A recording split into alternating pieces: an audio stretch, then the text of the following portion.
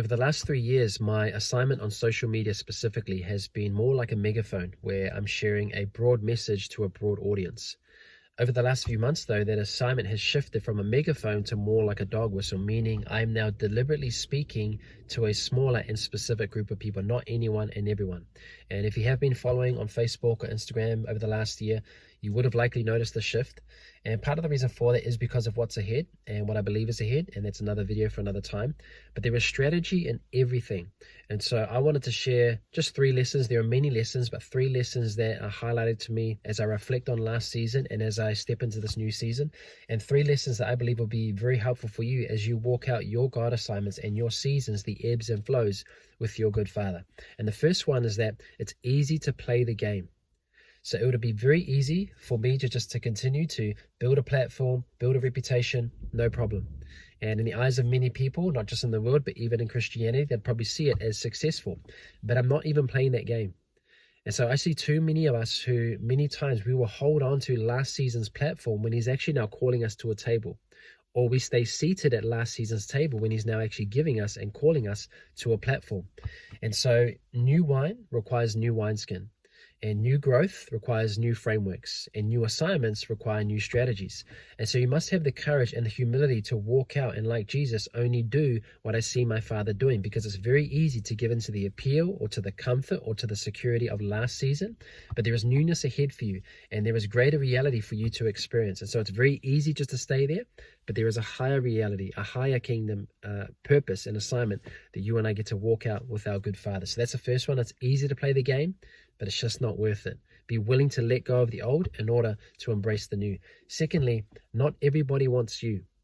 Now, what I mean by that is that I learned very early on that not everybody actually likes Lee. They just like what he has to say. Or not everybody actually wants Lee. They just want the benefit of his gift or whatever that might be. And many people don't actually want you. They just want what they can gain from you, what they can get from you, how they can benefit from you.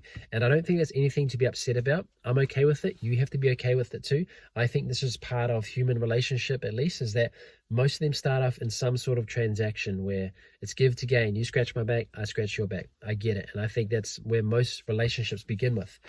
But the desire and the hope for me is that we would move out of transaction and into agape, where it's this love like the Father, where we're willing to lay our lives down and see each other through that equal and created value that he created us all with. And so part of this assignment for me is to find and to call out those people and to also help train up those people for what is ahead. And so one of the biggest problems and even poisons that I see today is this division over things that are not actually even essential.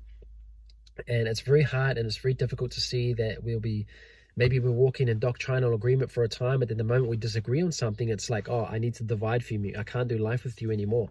And I just don't find that healthy at all. And I say that because I can guarantee that Jesus does not agree with everything that Lee believes. In fact, Lee does not even agree with everything that Lee once believed. And there are so many things when I look back on my past and go, man, really? Like, I used to think that, I used to preach that, I even used to fight against that. And it's just cringe. And so I know that Jesus does not always agree with Lee. And I know that Jesus does not always agree with you. Yet the one thing that he remains is committed to each and every one of us is that he continues to pursue us. And it's the goodness of God that leads us to change, to repentance. And so if I know that's true about him, I know that it's also a truth that you and I can live in. And that's something that we've been growing in. That's something that I'm experiencing and seeing as well. And so I'm looking for people who are willing to move out of just transaction and even move out of just doctrinal agreement, but be willing to move into agape, where we simply gather around him. And because here's the thing, when you gather around Christ, when you gather around the person of Jesus, you will always find unity, even amidst our differences. And so that's the second one, is that not everybody wants you. They only want you for what they can gain and get from you. It's nothing to be upset about. But the hope and desire is that we would move out of transaction and into agape, where it's loving like Jesus, where I'm willing to lay my life down and love you in the same way that he does. Thirdly and finally is that you will attract and you will repel. And so as you shift from a megaphone or to a dog whistle, in my example, you will naturally repel some people. And at the same time, you will attract those who are called to walk with you and that you are called to walk with in this time. And this is part and package of the journey. And so many times you may find, and don't let it surprise you, that as your assignments shift and change, people that once celebrated you and supported you in the past, now many times can become one of your greatest oppositions and will even oppose a lot of what you do. And this is very common and very normal. We see that with Jesus as well in John 6, verse 66. It says that many of his followers turned from him and followed him no more because they were offended by him. He repelled them. And so Jesus offended and repelled people often. And it's no different for you and I. And you've got to be willing to walk through all of that. And I find that there are two comfort zones you have to be willing to overcome as you walk out your God assignments. The first one is that you must be willing to overcome your own comfort zone. Because naturally we resist change. We don't want to change. We want to stay in our comforts. So that's the first one. You have to be willing to overcome your comfort zone. But secondly, you have to be willing to overcome other people's comfort zones where they don't want you to change. They like the Lee of the past. They like the Lee of the now. They don't want you to change and move on. And yet you have to be willing to overcome all of that. Because many times some people won't like the change. They will criticize the change and they will even try to oppose the change. And yet you have to be willing to walk through all of that. So again, those three things. Number one, it's very easy to play the game, but it's not worth playing the game. Be willing to lay your life down. Be willing to lay down your last season's comforts, attachments, the goodness that were there in order to keep, like Jesus, doing what I see my good Father doing. Our first port of call is not to the accolades. It's not to the reputation. It's not even to the needs of people. Our first point of call is in response to our good Father. Secondly, is that not everybody's going to want you for you, and you have to be okay with that. But in that, are you willing to still love those who don't want you for you? Are you willing to still lay your life down like your good Father and love the way that he does? And that's something that he can only grow and mature you through into this reality of agape. And that's what I'm looking for right now. And then thirdly and finally is that you will attract, yes, but you will also repel. And you have to be okay with that. People who walked with you in last season may not want to walk with you in this season. They may even try to oppose you in this season. And you have to be willing to walk through all of that.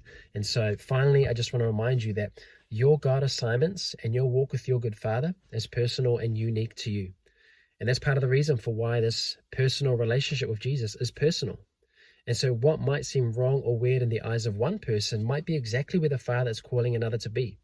And so you and I must have the liberty to walk out our God assignments, because many times he won't tell anybody else what he's only telling you.